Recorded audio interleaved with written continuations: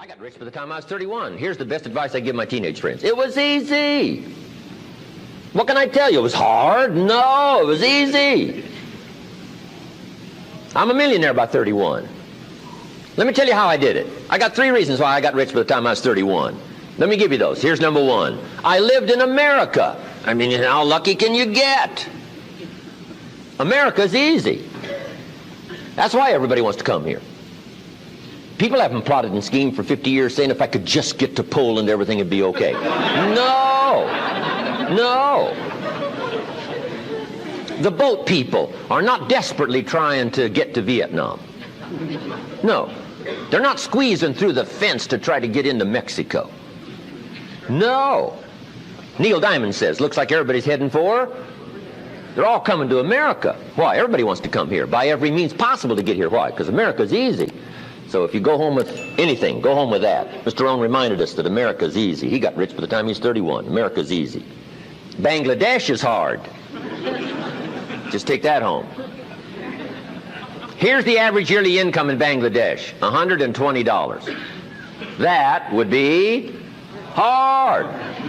Tell me hard versus easy. So America's easy. Cambodia would be hard. The Khmer Rouge killed 2 million Cambodians to make communism work. That's hard. America is easy. India would be hard. They got their challenges these days.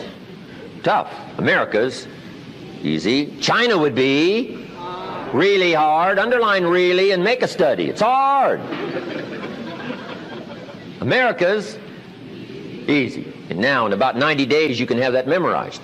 I'm telling you, that's all you need. I got rich by the time I was 31. I lived in America. America's easy. Now here's number 2. I found an opportunity. That's all you got to do in America, search for an opportunity. Take the first one, right? Try it. If that isn't it, it leads to another. One door closes, another door opens. This is what's exciting about America. It's full of opportunity. A chance to try, and then what? Try again, and then what? Try again. Never run out of opportunity to try. See if you can't better your life and your health and your future and your bank account and your income. Make your fortune here. I lived in America, number 1. Found an opportunity, number 3. Number 2, here's number 3. I found a teacher. What a grand and glorious, unique thing that was for me at that time in my life. I found a teacher willing to teach me. And his teaching came in 2 parts. Here's what it was. Very simple. Number 1, Mr. Rohn, you have evidently messed up between ages 19 and 25. Now, I could understand that. But he didn't leave me there. He said, now here's the answers on how to change it all, the next 6 years, so that the next 6 years won't be like the last 6. What an incredible teacher. Taught me how to have a whole brand new 6 years. First 6, what? I messed up. Second 6, what? I got it right. Second 6 years, I became a millionaire. During that second 6 years, the government was about the same. I'm telling you. Interest rates were about what? The same. The pay scale was about what? The same. Lord knows my negative relatives were the same. Circumstances were about the same. The economy was about the same. The unions and their philosophy was about the same. What was going on around me was about the same. Then how come I got rich that second 6 years? I was not the same. I changed. You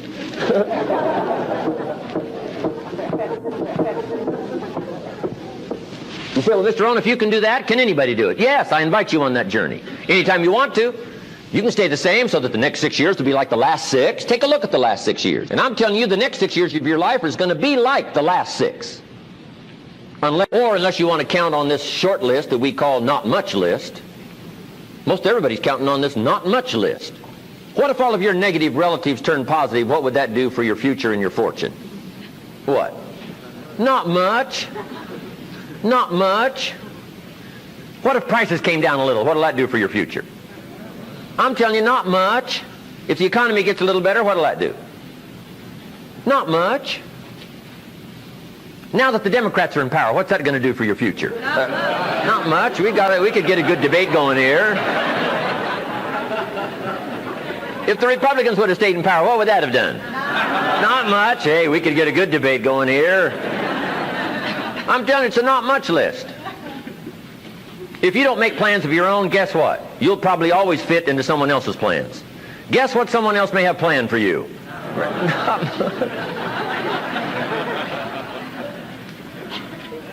Then what's going to make the difference? You're going to have to make the difference. You're going to have to take charge. Now, Mr. Schoaf, my teacher, gave me a promise, and I want to give you that promise now. Here was the promise I got, and I bring it to you. Here's what my teacher said. If you will change, Mr. Rohn, he said, if you will change, everything will change for you. You don't have to change the government. You don't have to change prices. You don't have to change taxes. Forget all that. He said, if you will change, everything will change for you. And the first thing you start changing is what? Your philosophy. You start changing your mind. You start changing how you think. You start picking up new ideas and information. Gather new knowledge. Make better decisions about what's valuable. And I'm telling you, if you'll do that, your whole life will change. Your health will change. Your relationship with your family will change. Your ability to cope with challenges and problems will change. I'm telling you, income, promotions, all of it will change. If you will change, it'll all change. If you won't change, it isn't going to change. You can keep your fingers crossed if you want to and hope they'll straighten it out. You can wish for the wind not to blow quite as severe, but I'm telling you, wishing for the wind to change in your favor, we call naive at best. Don't do this any longer. Wish for a better wind. The key is to wish for the wisdom to set a better sail. Utilize whatever wind that blows to take you wherever you want to go. That is the philosophy I picked up at age 25, and it revolutionized my whole life. And here's what I found. I found it was easy. I got rich by the time I was 31, and it was easy. Now, here's my definition of easy. Got to jot this down. My definition of easy, meaning something I could do. I figure if it's something you can do, it's easy. Now, here's a parenthesis. Parenthesis, I worked hard at it. I found something I could do, which was easy, but I worked hard at it. I got up early and stayed up late, worked hard that 6 years. But what I did was easy, meaning it was something I could do. You say, well, Mr. Rohn, if it was so easy, how come everybody else around you during that 6 years, how come they didn't get rich? Here's why. It's easy not to. How else would you describe it? That's it. You say, no. For all of the rest of them, it was hard for them and it was easy for you. That's not true. You couldn't debate me on that in front of this intelligent audience. But here's the challenge. Let me give it to you in a philosophical phrase. I tend to be a little philosophical. Here it is. The things that are easy to do are also easy not to do. That's the difference between success and failure.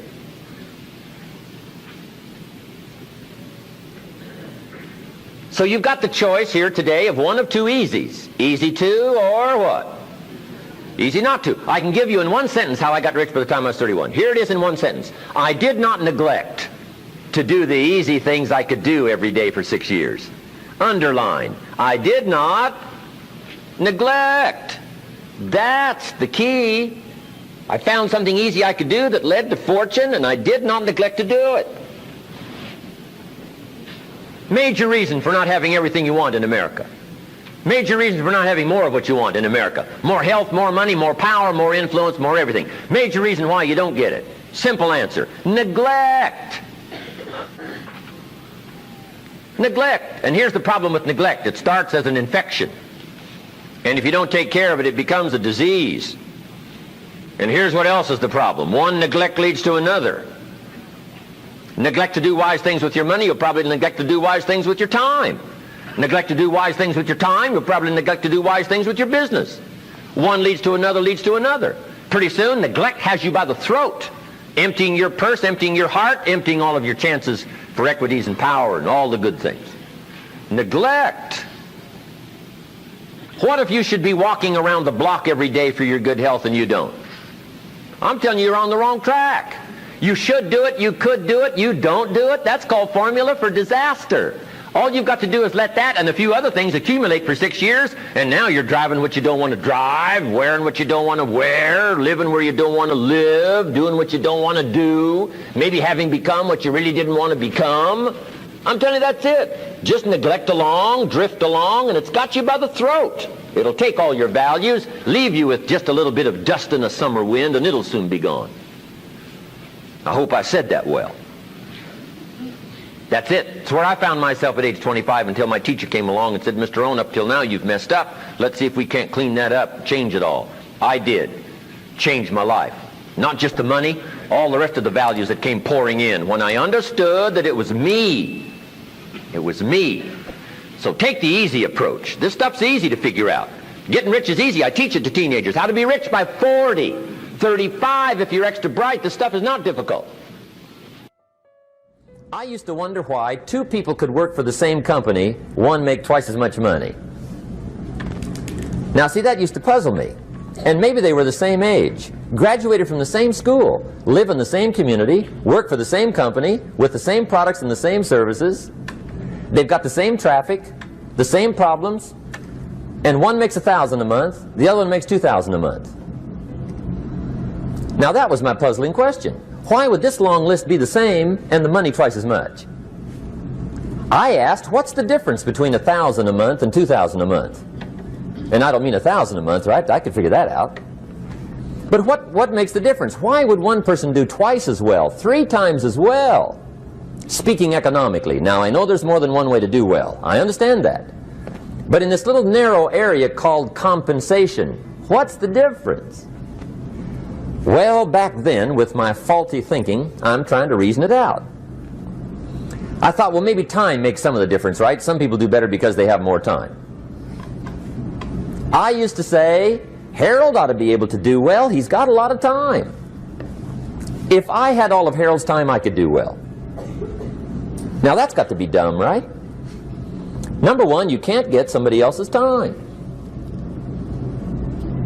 A guy says to me one time, he says, you know, if I had some extra time, I could make some extra money. I said, then forget it. There isn't any extra time. Hey, when the clock strikes 12 midnight, that about wraps it up, right? I mean, you can look around the gongs there for a little more, but it's over. You say to the guy, what are you doing? He says, I'm looking for extra time. See, they'll come and take you away, right? There isn't any more time. Now, if you can't get more time, which you can't, what could you get more of that would make a difference in economic results? And here's the key word. Make it a part of your notes. We're going to consider it tonight. The word is value. And I have a little phrase for your notes. Value makes the difference in results. Value makes the difference. You can't get more time, but you can create more value. Now here's the first lesson of economics. Everybody should learn it from the time they're old enough to understand what a dollar means. How to earn one, how to get one, how to keep one, what to do with it. First lesson of economics. We primarily get paid for value. That's lesson 1. Bringing value to the marketplace, that's how you get paid. You don't get paid for the time. I know it takes time to bring value to the marketplace, but you get paid for the value, not the time.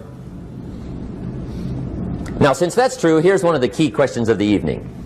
Is it possible to become twice as valuable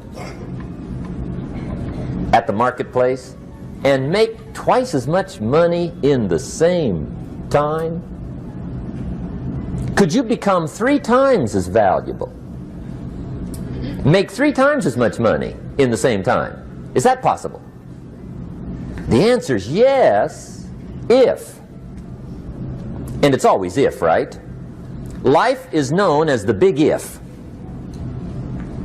Harry Truman once said, life is iffy.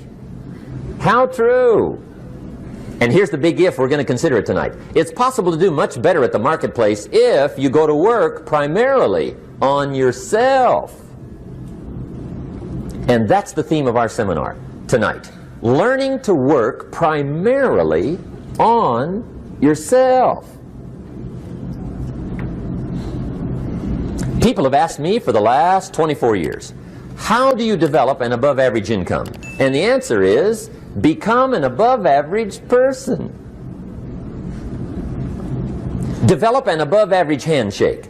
Some people want to be successful. They don't even work on their handshake. As easy as that would be to start on. They let it slide. They don't understand. Develop an above-average smile.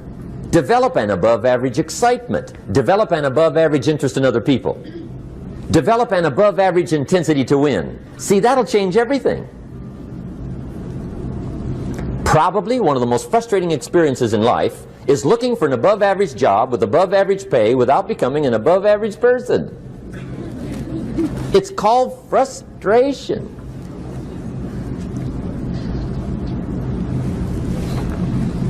And Mr. Shoaff gave me probably the greatest clue he gave me when I first met him. He said, Jim, if you want to be wealthy and happy the rest of your life, just learn this lesson well. He said, learn to work harder on yourself than you do on your job.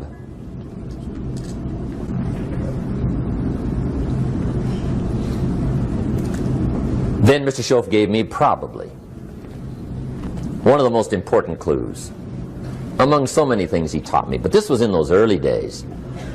Mr. Shoaff was very kind, but he was also very abrupt. And he had these interesting questions to ask.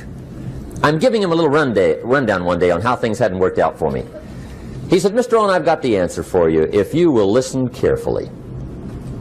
And listen carefully I did that day and for the next 5 years.